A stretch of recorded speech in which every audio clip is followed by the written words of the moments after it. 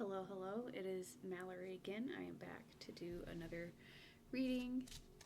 And again, we're picking our decks from this little deck of my decks. And we got Tarot of the Dragons. Sorry, I should have already pulled this out. And I would like for it to be Oracle card heavy. Probably just one or two, maybe three tarots. That's not even a tarot deck. Oh. Duh. Give me a moment.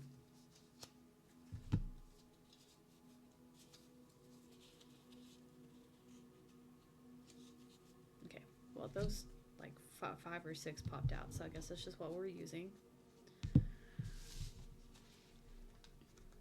We got the Love Tarot, Literary Witches, Crystals the Stone deck, Sacred Geometry Activations, Oracles of the Seven Energies, and Inspirations for Survivors. So I will be back after I have grabbed all those decks and prepped them, and we will do the reading. Alright, I am back. My decks have been prepped. I think this time I'm going to pull most of the cards out first.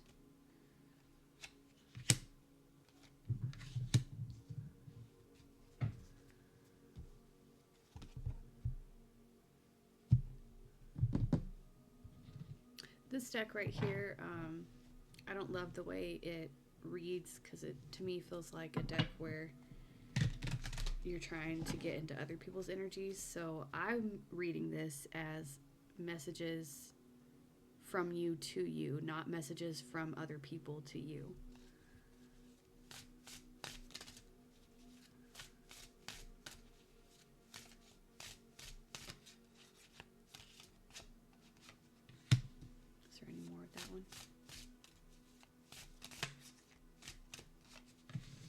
Thank you.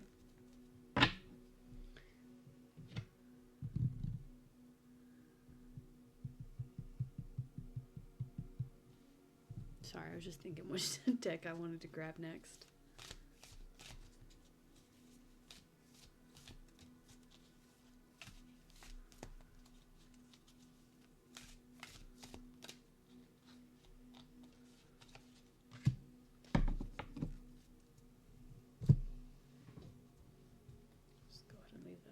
Because I'm only going to be reading it.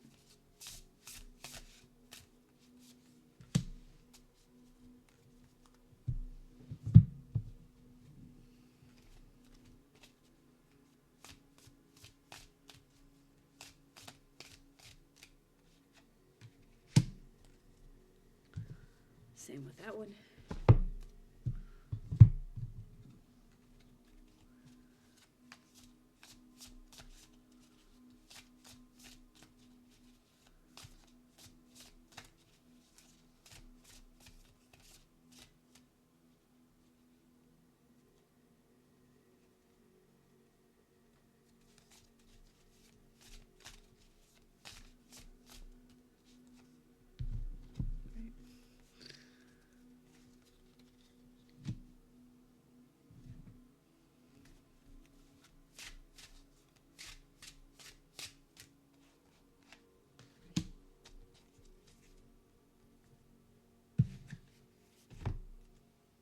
Okay. The bottom of the tarot, we got the Emperor, which is structure.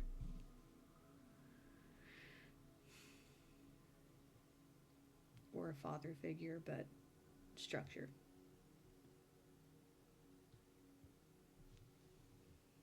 I'll just leave that face up.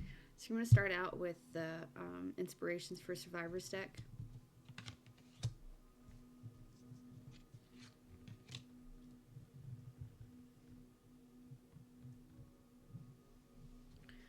So the first card we got was Even the Tiny Bits of Light Offer Hope. And the second card we got was May We Gain Peace and Spiritual Grounding.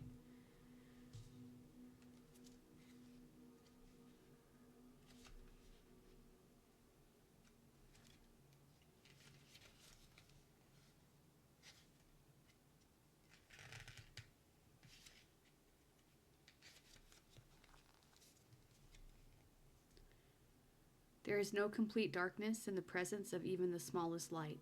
A glimmer of hope, impossibility, or the sight of a star in the night sky reveals that there is nothing that is impossible.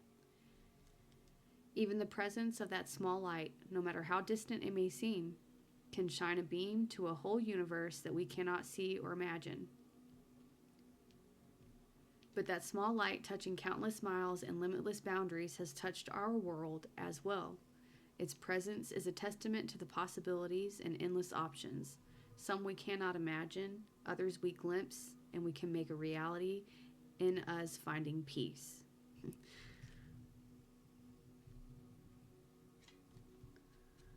I only laughed because the other card was literally about finding peace. May we give...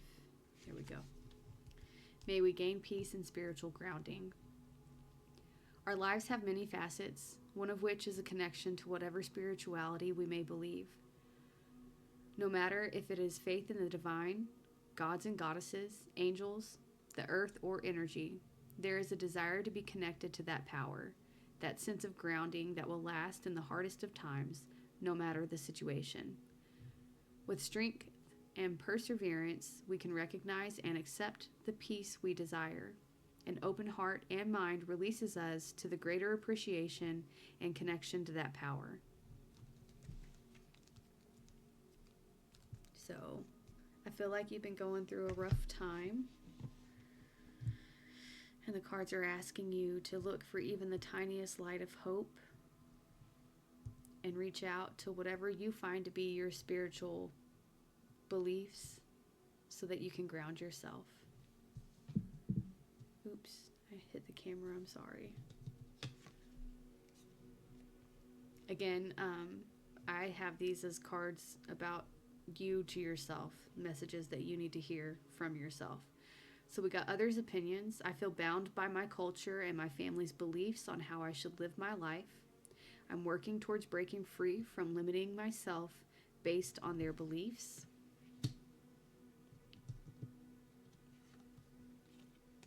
And then both of the cards are purple. Then we got father wounds. My father is a big influence on my behavior now as an adult. I have challenges with connecting to the divine masculine energy within me and externally. I would say the little glimmer of light here is the fact that you can reach out to your spiritual guides, whoever they may be, to help you heal these father wounds and help you to not worry about the opinions of your family.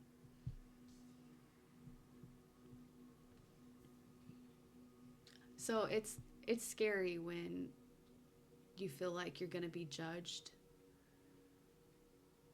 but this is your life.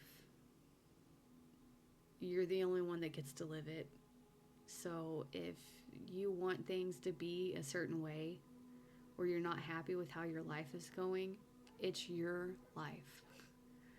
And that's something that you need to remember, because on your deathbed, it's not going to matter what other people thought of you. What's going to matter is how you feel about what you did with your life, how you spent your time.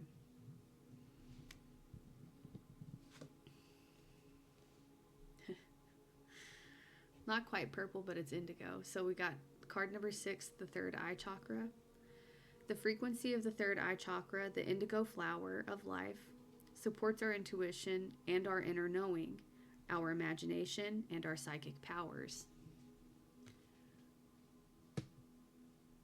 Like this purple right here is the same purple that's in the lighter of this. So probably these opinions of others and this father wound has probably blocked your third eye chakra a bit. And Spirit's probably telling you right now that if you're able to clear these issues up, you can unblock your your third eye chakra. I am not doing well with words today with my mouth.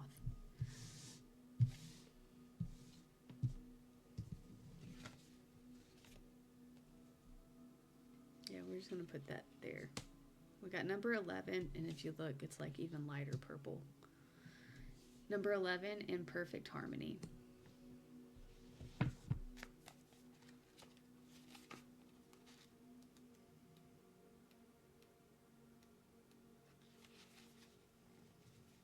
Key concepts are togetherness, healthy and harmonious partnerships, commitment to a relationship, collaboration with others, and interdependence. You're entering a time of healthy, harmonious partnerships. Collaboration is key here as you're invited to explore the potential inherent in making a commitment to another person, group, or even yourself. Know that you're bringing different gifts to the table. You don't have to be in exact lockstep with everyone else. Being your authentic self actually brings you into alignment with others. You are a note in the harmony that neither overpowers nor is overpowered by any other. Your beautiful interdependence allows you all to shine. Just keep an eye out for a sign that your subconscious, which has been conditioned by your previous hurts and experiences, is working in a way not in accord with what your healthy self intends. For example, you may desire a relationship but expect to be betrayed, so you unconsciously sabotage it. You say you want to lose weight but continue to eat compulsively and avoid exercise. In these moments, you are not attuned with yourself, and this disharmony spills out into all other parts of your life. If this is happening, you may want to take a hard look at yourself, do a self-inventory, forgive yourself, and then start singing a new song of self-love and acceptance. What's really great about this is how quickly you are now able to turn this around. Have no fear. It is so easy to get back in tune. All it takes is self-honesty and a willingness to heal. You can do it. This really is such a fortunate time. So again, I really feel like if you work on these two things, caring about others' opinions, and your father wounds, you're going to bring yourself into harmony.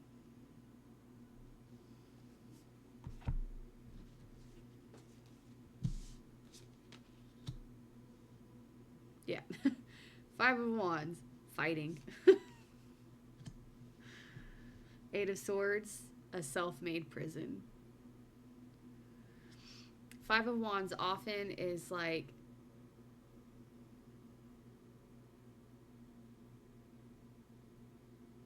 well, yeah, it's everybody fighting each other. It's like everybody wanting to be the one that wins. And nobody is listening. They're all just trying to burn each other.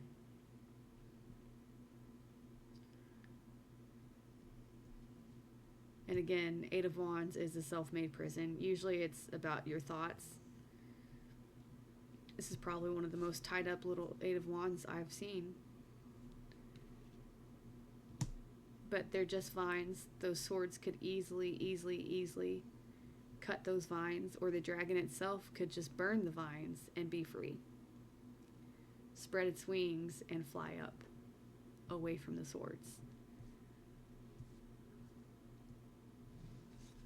Oh, I thought there was only 4 cards. And again, well, we're going to put this one here since there's 5. The Wheel of Fortune. Sorry, Fortune's Wheel, if you ask this card. You can turn this energy around at any moment. You've just got to start believing in yourself and stop worrying about what other people believe, and know that you are perfect just the way you are, and what you want for your life is what you want. And once you stop letting other people's opinions and past hurts harm you, you will turn this energy around. You can get out of the fighting. You can get out of feeling trapped, feeling stuck in a life that you don't want to live. Yeah, we got the Queen of Wands. This is like the Queen of Joy. And look at that purple sky behind her.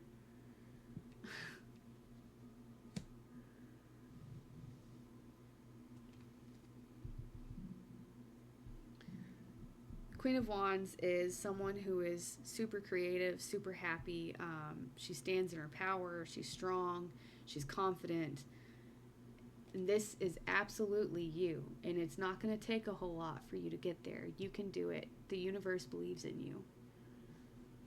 I believe in you. Yep. I love it. And then we got the Fool, which is just brand new beginnings. It's a whole new start.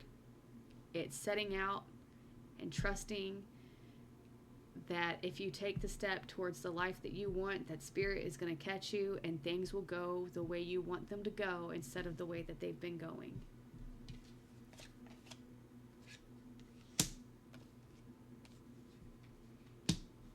I have to look these up because I don't know what they mean.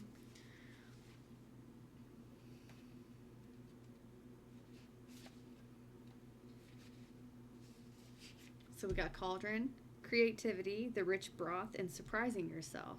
I think you absolutely will surprise yourself when you start to work on these issues. I think you'll surprise yourself with how easy it is to actually just change your mind, to just decide that this is your life and other people literally don't have a say in what you do with it or how you spend it. Once you decide to stop being so hurt, here's the thing with being hurt.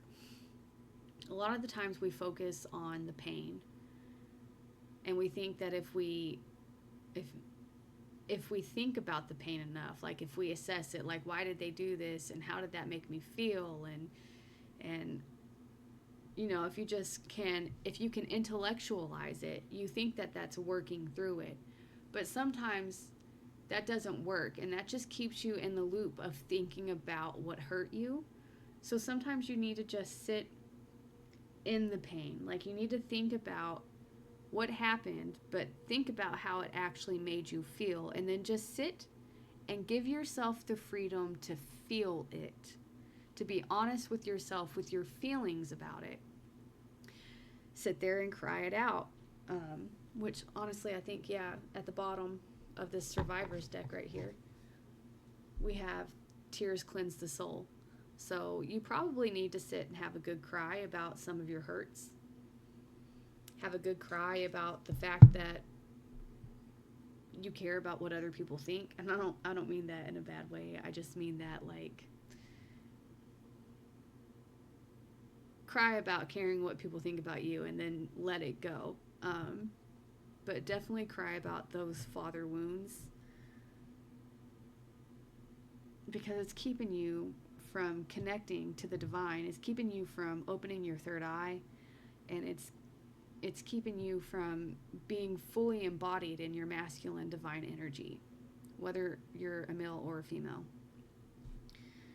But I do think that you will surprise yourself, because once you get this all done, and I really don't think it's going to be that hard for you. I think you just need to honestly sit and be honest about your feelings and sit in those feelings and then just let them go. Sometimes, once you're in your feelings, a good way to complete the cycle is to get up and move. Like shake, bounce, like somatic type work. Just to get up and move after you've had that nice cry, just so you can let your body understand that it's done, like you're letting the pain go. So sit and cry, and then look into some somatic movement, or just sit and cry and literally get up and shake, scream, dance. Just do movement to let your body know that it is safe and that the sad times are over with. And then we got B's, and that is togetherness, work, and treasures. So again, once you're able to clear this up, I think you will, the togetherness that I'm feeling is that you're going to come back together with your divine feminine and your divine masculine, and you'll finally be working together with both of those energies so that you can actually access the divine in the way that you want to access it, so that your third eye chakra will open, so possibly your crown chakra will open, and it will be an absolute treasure once you've done this.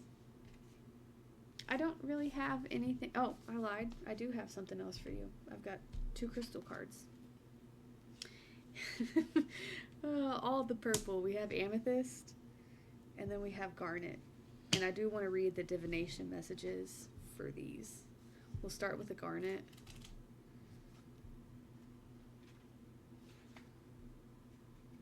Maybe. So this one. It says take action now. Let's switch these. I do feel like they go there. Take action now. A mystery is solved. Have courage. There is a way out. Turn a crisis into a learning challenge. If danger approaches, stay calm. You are protected. Be emotionally honest with yourself and others. You may attract a partner for sexual healing. Make no long-term commitment, as it may fizzle out once the purpose is fulfilled. Listen, that's the message that was in the book. If that's what you need to do, do it. And don't worry about what anybody has to say about it.